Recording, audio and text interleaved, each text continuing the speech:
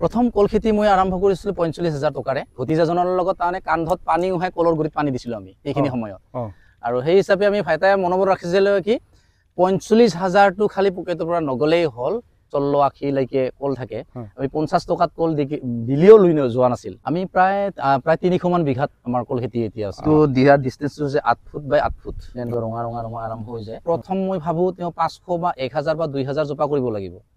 আছো গোৱালপাৰা জিলাৰ মাদাঙত মোৰ লগত আছে এফালে দেৱব্ৰত ৰাভাদা আপোনাক স্বাগতম জনাইছো দেৱব্ৰত ৰাভাদাৰ কথা কৈ থওঁ তেওঁ কল খেতিত যোৱাৰ অনা মানুহ এইজনে হল মানে কি হল প্ৰথম অৱস্থাত যেতিয়া কল খেতি তেওঁ কৰিছিল আজিৰ পৰা আপুনি ১৩-১৪ বছৰ আগতে ১৩-১৪ বছৰ আগতে তেখেতে আৰম্ভ কৰিছিল কল খেতি তেতিয়া কিন্তু গাঁৱৰ অঞ্চলৰ মানুহে কল খেতি কৰিবলৈ আগবঢ়া নাছিলে সো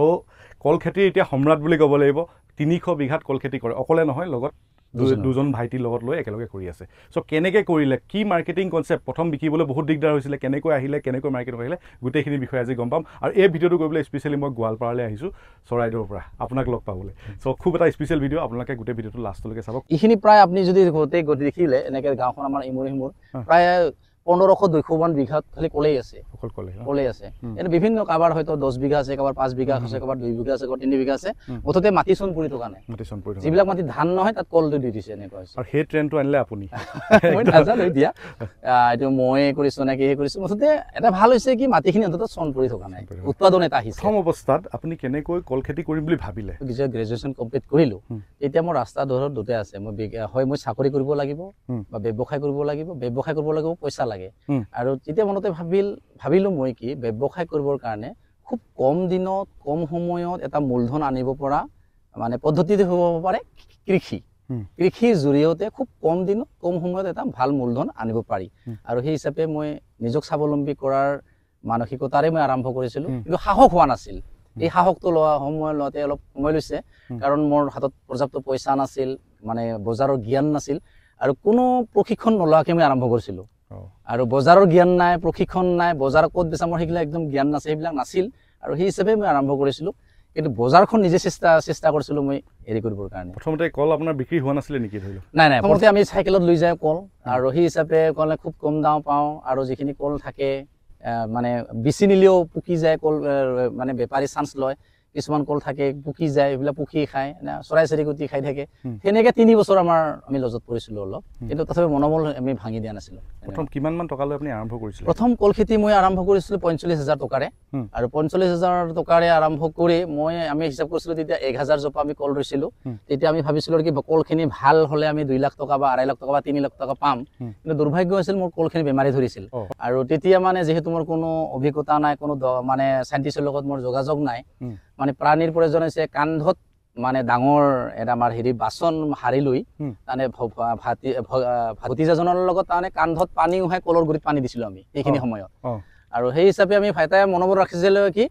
৪৫,০০০টো খালি পকেটৰ পৰা নগলেই হল ৫০,০০০ পালিও হ'ব ১ লাখ পালিও হ'ব বা ১.৫ লাখ পালিও হ'ব ভাবিছিলো তাৰপিছত বিক্ৰী কৰি আমি ১,২০,০০০ টকা পাইছিলো প্ৰথম বছৰত আপুনি নিজৰ ব্যক্তিগতভাৱে কিমান কৰি আছে এতিয়া কল খেতি আমি প্ৰায় ৩০০ মান বিঘাত আমাৰ কল খেতি এতিয়া আছে ব্যক্তিগত আমাৰ ৪টা জাতৰ কল খেতি আছে চেনি চম্পা জাহাজী G9 আৰু মালভোগ এইটো কি গছৰ কল এইটো চেনি চম্পা কল হয় এইটো চেনি চম্পা কল হেৰি কৰা হৈছে আৰু ইয়াক আমি মানে এইটো দিয়াৰ ডিসটেন্সটো হৈছে ৮ ফুট বাই ৮ ফুট মানে এফালে এফালে ৮ ফুট স্কোয়াৰ সাইজত আছে এইটো পুৰা 4টা স্কোয়াৰটো 8 ফুট স্কোয়াৰ ৮ ফুট আছে মানে গছজোপা ডাঙৰ হ'বলৈ দিব লাগিব সেইটো লাগে তাৰ পিছত আৰু কি কৰা হয় এইটো মানে ১.৫ ফুট যেটো গাঁতা খান্দিব লগা হয় ১.৫ ফুট বাই ১.৫ ফুট গাঁতা খান্দিব লগা হয় ১.৫ ফুট দ ১.৫ ফুট বহল গাঁতা খান্দা হয় আৰু তাৰ পিছত এটা নিৰ্দিষ্ট বয়সৰ পুলিৰ মূৰা ৰোৱা হয় আমি মূৰাটো হেৰুই দিওঁ আৰু এইটো কৰা হয় কিছুমান একচুয়ালি ৯ বাই ৯ ৰুই চেনি চম্পা কল মালভোগ কল G9 কলটো অলপ কম দিব পাৰি ৬ ফুট দিব পাৰি আৰু বা জাহাজীটো ৬ ফুট দিব পাৰি বা মালভোগ কলটো কিন্তু ৮ লাগে আৰু চেনি চম্পা ৮ হলেও হয় বা ৯ বা ৯ হলেও হৈ যায় এনেকুৱা হয় আৰু গাঁতাৰ সাইজ প্ৰায় একেখিনি থাকে আৰু যিখিনি আমাৰ সাৰ কৰো মালভোগত আসলতে আমাৰ যিখিনি সাৰ ইউনিভাৰ্চিটি আমাক দিছে যোৰহাট ইউনিভাৰ্চিটিয়ে ৫৫০ গ্ৰাম আপোনাৰ পটাছ দিব লাগিল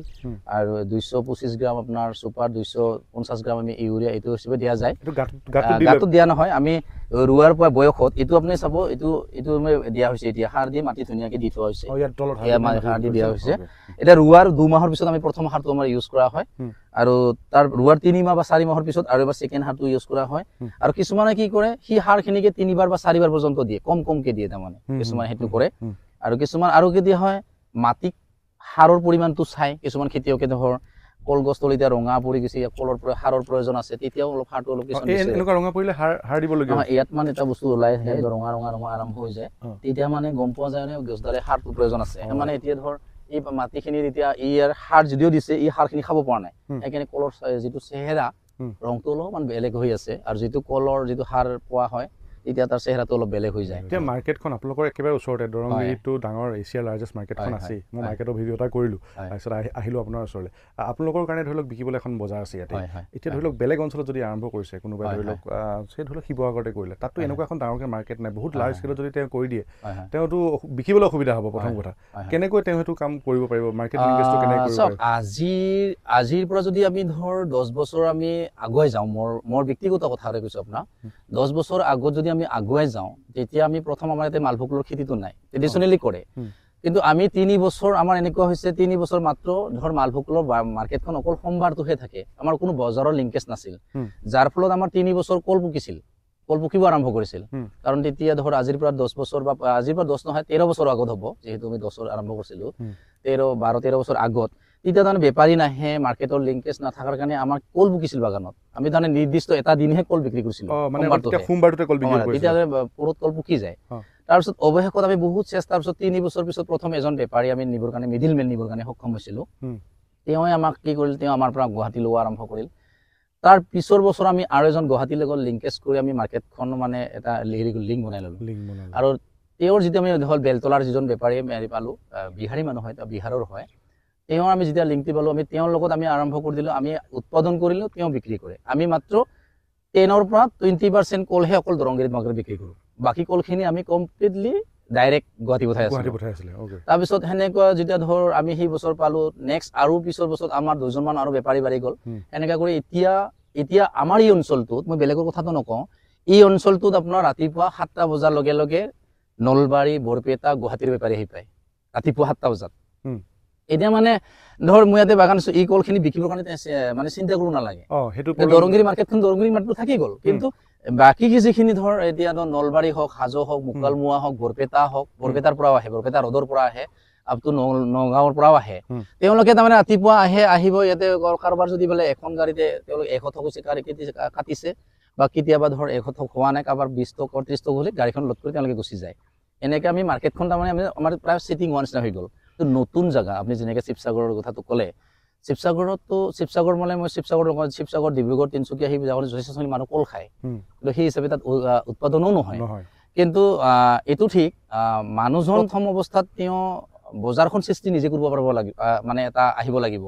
আৰু সেই হিচাপে তেওঁ প্ৰথম মই ভাবো তেওঁ 500 বা 1000 বা 2000 জোপা কৰিব লাগিব কাৰণ তেনেকৈ কৰি তেওঁ যেতিয়া বজাৰখন সেটিং হ'ব কাৰণ আপনি তিনচুকীয়া ডিব্ৰুগড় শিৱসাগৰ যোৰহাটৰ যেহেতু বহুত বাহিৰা মানুহ আছে তাত বহুত কলৰ ডিমাণ্ডটো আছে গতিকে মই ভাবো তেওঁ যদি সেইখিনিৰে আৰম্ভ কৰে আমি যেনেকৈ আৰম্ভ কৰিছিলো তেনেকৈ আৰম্ভ কৰাৰ পিছত নিশ্চয় মানে আচল কথাটো হ'ল প্ৰথম মাৰ্কেটখন যেটো ল'বই লাগিব প্ৰথমতে কমকে কৰি নিজৰ মাৰ্কেটখন যে ইয়াত কিন্তু এনেকুৱা নহয় যে কমকে কৰি থলো বেপাৰী গাড়ীখন আনিলে গাড়ীখন ফুলকে দিব পৰাকে কেপাচিটি থাকিব লাগিব সেইকাৰণে ওচৰৰ পাজৰ মানুহখিনিও সকলোৱে কৰিব লাগিব এটা কথা কৈ যে দেখাক দেখি কৰিলে ইজনে মই কৰিলো মোৰ লগতে আকৌ এজনে কৰিলে সেইটো মানুহে ভাবে যে প্ৰব্লেম হয় কিন্তু প্ৰব্লেম নহয় কাৰণ গাড়ীখন ফুল কৰি দিব পৰাকে আপোনাৰ ওচৰত কেপাচিটি থাকিব লাগিব বস্তুটো কি হয় মই যেতিয়া কল খেতি কৰিছিলো মই যদি আজি ইয়াক যদি মই পাব্লিছ নকৰি যদি মই অকলে কৰি থাকিলো হয় এই মাৰ্কেটখন নাহে কিন্তু সেইকাৰণে যিমান কৰে সিমান ভাল যিমান কৰি কিমান মোৰ নাই বেলেগৰ হ'ব বেলেগৰ নাই তেতিয়া মানে এনেকুৱা হ'ব যে গমে পাই যাব যে ইয়াত পামেই কম হয় আৰু সেইকাৰণে মানে আহি যায় আমাৰ এনেকুৱা হয় এক বিঘা কলৰ খেতিত মানে কিমান মান টকা এটা আৰ্ন কৰিব পাৰে যদি মেচিউৰ হয় কিমান দিন লাগে প্ৰডাকচন হতে কিমান দিন লাগে এটো মানে আপোনাক 14 মাহত কমপ্লিট বাগানখন শেষ হৈ যায় ৰুৱাৰ পুৰা আৰু এই ক্ষেত্ৰত আপোনাদেৰ গোটেইখিনি ডিপেন্ড কৰে খেতিয়কজনৰ ওপৰত তেওঁ কিমানখিনি মেনেজমেন্ট কৰিছে কিমানখিনি কি কৰিছে এটো গোটেই ডিপেন্ড কৰে আৰু এতিয়া ধৰ ইয়াত চিনি চম্পা কল ইয়াত হয়তো 70 টকা 80 টকা খৰচ হ'ব পাৰে 70 টকা 80 টকা খৰচ হ'ব পাৰে আৰু এও যদি ধৰ এতিয়া গড়ে 200 টকাকে বিক্ৰী কৰে তেতিয়া ভাল টকা এটা আহিব কিন্তু এতিয়া সেই সময়ৰখিনি মানে এনেকুৱা হয় যে এনেকুৱা নহয় যে এইখিনি টকা এনে পাবই এনেকুৱাও নহয় যে এই নাপাবই এনেকুৱা ধৰ তাৰ মানে গোটেইখিনি ডিপেন্ড কৰে আপোনাৰ মাৰ্কেটখনৰ সময়টোৰ ওপৰত যদি আপোনাৰ সেই সময়তখন এভেইলেবল মাৰ্কেটটো ওলাই যেতিয়া মানে মিডলমেনখিনি সুবিধাটো লয় মিডলমেনখিনি সুবিধাটো লোৱাৰ ফলত আপোনাৰ কি হৈছে আপনি আশা কৰাখিনি নাপাব পাৰি তথাপিও এইবিলাকখিনি কলত আপনি ধৰ এই লৰাজনে যিখিনি কৰিছে নহয় 1 বিঘা হয়তো অলপমান বেছি হ'ব 30-40 হাজাৰ টকা এটা পাব যেন লাগে আৰু কি 30-40 পাব যদি মাৰ্কেটখন ভালে ভালে থাকে এবাৰ ৰুৱাৰ পিছত আকৌ তো ৰুই থাকিব নালাগে বাৰে চিনি চম্পা সাধাৰণতে চিনি চম্পা মালভোগৰ যিবিলাক এইবিলাক মানে হেৰি আহে পুলি আহিব খাবলৈ যে আহিব এইটো ফাৰ্ষ্ট জেনেৰেশ্যন তেতিয়া আমি অহা বছৰ ইয়াত ছেকেণ্ড জেনেৰেশ্যনটো ৰাখিব তাৰপিছত থাৰ্ড জেনেৰেশ্যন এনেকৈ জেনেৰেশ্যনটো চলাই থাকিব মেনেজমেণ্টৰ ওপৰত চবখিনি ডিপেণ্ড কৰিব কিমান বছৰলৈকে লাষ্টিং ইয়াৰ যদি চিনি চম্পা কল আমি সাধাৰণতে আমাৰ যিটো বাৰীবিলাকত আছে আমিতো 30-40 বছৰ খাই আছো তো ইও সেনেকৈ থাকিব যদি ইয়াৰ মেনেজমেণ্টটো ভাল হয় এজন কল বেপাৰীয়ে কিমান টকা ঘটিব পাৰে মই আপোনাৰ ইনকম সোধা মই কল বেপাৰী এজনৰ আজি তাৰিখত যিখিনি মিডিলমেন এতিয়া মিডিলমেন যিখিনি মোৰ লগত টাষ্টত আছে মিডিলমেন তেওঁলোকৰ মান্থলি ইনকাম কমচে কম 1,20,000 পৰা 1.5 লাখ হয় অকল মিডিলমেনজনৰ মান্থলি ইনকাম আৰু মোৰ যিজন গুৱাহাটীত থকাজন আৰু যিজন আমাক বৰ্তমান দৰংগিৰি মাৰ্কেটৰ পৰা তেওঁ বিহাৰলৈ পঠাই আছে তেওঁ প্ৰতিটো সপ্তাহত 2 পৰা 3 গাড়ী এতিয়া কল পঠাই আছে প্ৰতিটো সপ্তাহত 2 পৰা 3 গাড়ী বা 4 গাড়ীলৈকে পঠায় কোনো কথা হতো আপুনি যদি প্ৰতিটো তেওঁ আচলতে তেওঁ হেৰিহে পঠায় তেওঁ হেৰি নকৰে এইটো কি কয় কমিশ্যনত তেওঁ পঠাই থাকে তেওঁ ধৰ 20 টকা 20 টকা 25 টকা 30 টকা এটা কমিশ্যন খায় তেওঁৰ মইতো ভাবো মই এনে ভাবো আৰু তেওঁ বছৰ কমচে কম 20 লাখৰ ওপৰত ইনকাম কৰে অকল কমিশ্যনতে তেওঁৰ একো নাই তেওঁ দৰংগিত আহি বহি আছে ফোন কৰিছে কলটো কালেক্ট কৰিছে আৰু কালেক্ট কৰাৰ পিছত এখন 18 চকীয়া 14 চকীয়া গাড়ী এখন লক কৰিছে বা 12 চকীয়া গাড়ী এখন লক কৰিছে লক কৰি তেওঁ ইয়াৰ পৰা পঠাই দি বিহাৰলৈ গৈছে বা পশ্চিমবংগ বা কেতিয়াবা নেপাললৈ সুবিধা পায় যেতিয়া সময়টো আহে এতিয়া মেক্সিমাম কল বিহাৰত যাই আছে এতিয়া খেতিয়কজনৰ ইনকম কিমান বিহাৰত আমি গোটেই এইবাৰহে আমি গোটেইখিনি মেকআপ কৰিলো যোৱা বছৰ কি কৰিছিলো তথাপিও আমি মোটামুটি 20 লাখ টকা ইনকাম কৰিব পাৰো ইনকাম সেল কিমান মান হয় সেলত ক'ব লগা হলে এইটো সেল যদি আমি যাওঁ মোটামুটি 50 লাখৰ হেৰি হৈ যায় 50 লাখৰ তেনেকৈ চাই হেৰি হয় আৰু কল খেতি পায়নিয়াৰ বুলি ক'লে যিজন মানুহ কলৰ সম্ৰাট এয়া দেৱব্ৰত দা মানে সেই বুলিয়ে চিনি পায় সকলোৱে আৰু সেয়া আজি দেখাবলৈ আহিলো কল খেতিৰ বিষয়ে কেনেকৈ মাৰ্কেটখন ধৰিব লাগে আচল কথা মাৰ্কেটখন ন দেৱব্ৰত মাৰ্কেটখন যদি আপুনি ধৰিব লাগিব তো এনেকুৱা কিছুমান আইডিয়া ইউজ কৰিব লাগিব প্ৰথম লছো খাব লাগিব আপুনি লছ খাইছিলে লছ খাইছিল আমাৰ কল পকি গৈছিল বাগানতে কাৰণ আমি বজাৰখন তাৰমানে আমি চেষ্টা কৰি আছিলো কেনেকৈ মানুহখিনি আমি আনিব পাৰো সেইটো মানে বজাৰখন সৃষ্টি কৰিব পাৰো এনেকুৱা আৰু তেতিয়াতো আপোনাৰ চাগে খুব বেয়া লাগিছিল বা এটা এনেকুৱা মনোবলটো ভাঙি যোৱা নাই এদিন সফল হ'ব এনেকুৱা আছিলো আৰু মনোবল ভাঙি যোৱা নাছিল সেইটোৱে আৰু সো আসল কথা হল মাৰ্কেটখন আপোনালোকে মাৰ্কেটখন ধৰিব লাগিব প্ৰথম অৱস্থাত অকমান লছ হলো যেটো ধৰি লওক এক্সপেৰিয়েন্স আপোনালোকে ল'ব লাগিব বা মাৰ্কেটখনৰ লগত লিংকেজ প্ৰডাকশন হোৱাৰ পিছত আপোনালোকে গম পাব যে মাৰ্কেটখনত কেনেকুৱা দামত বিক্ৰী হয় কেনেকুৱা টাইমত কামবিলাক চলি আছে ধন্যবাদ থাকিল আপোনালৈ এয়া আছিল আজি ভিডিও আপোনালোকে যদি ভিডিওটো চাই ভাল পালে ডেফিনেটলি বন্ধুবৰ্গৰ লগত শ্বেয়াৰ কৰিবলৈ নাপাহৰিব ভিডিওটো কাৰণ আজি আপোনাৰ দৰকাৰ নহলো আপোনালোকে যদি ফেচবুকত ভিডিওটো এবাৰ শ্বেয়াৰ কৰি থয় বেলেগ এজনৰ যেতিয়া দৰকাৰ হ'ব তেওঁ তেতিয়া ভিডিওটো এবাৰ চাব পাৰিব বা বিচাৰি পাব আৰু আজি আপোনালোকৰ দৰকাৰ হোৱা নাই পিছলৈ আপোনাৰ কেতিয়াবা দৰকাৰ হৈ যাব পাৰে সো যদি ইউটিউবত চাই আছে চেনেলটো সাবস্ক্ৰাইব কৰি দিব আৰু যদি ফেচবুকত চাই আছে ওপৰত ফলো বাটন আছে ফলো কৰি দিব আৰু এটা কমেন্ট এটা কৰি যাবলৈ নাপাহৰিব ধন্যবাদ থ্যাংক ইউ